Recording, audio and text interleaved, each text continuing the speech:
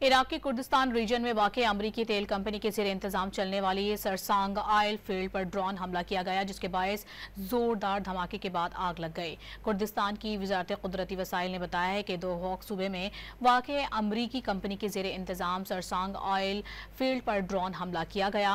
वजारत ने हमले को इराकी माशी ढांचे पर दहशतगर्दाना कार्रवाई करार देते हुए उसकी शदीद मजम्मत की है। ऑयल फील्ड का इंतजाम संभालने वाली अमरीकी कंपनी HKN के मुताबिक हमला 7 बजे किया गया। हमले से ऑयल फील्ड में आग लग गई। फायर ब्रिगेड और इमरजेंसी रिस्पांस टीमें आग पर काबू पाने के लिए कोशिशें कर रही हैं। अमरीकी कंपनी ने कहा है कि हमले के बाद ऑयल फील्ड के मुतासरा हिस्से में काम रोक दिया गया है।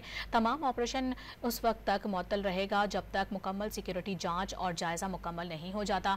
हमले से कोई जानी नुकसान रिपोर्ट नहीं हुआ। हुक्काम की जानिब से मजीद तहकीकात जारी हैं। सरसांग ऑयल फील्ड में ये धमाका कुर्दिस्तान में धमाका खेज मवाद से लदे 3 ड्रोन हमलों की इत्तला मिलने के एक दिन बाद हुआ, जिसमें एक ड्रोन को अरबेल हवाई अड्डे के करीब मारा गया और दीगर 2 खरमाला ऑयल फील्ड से टकरा गए, जिससे अमलाक को नुकसान हुआ।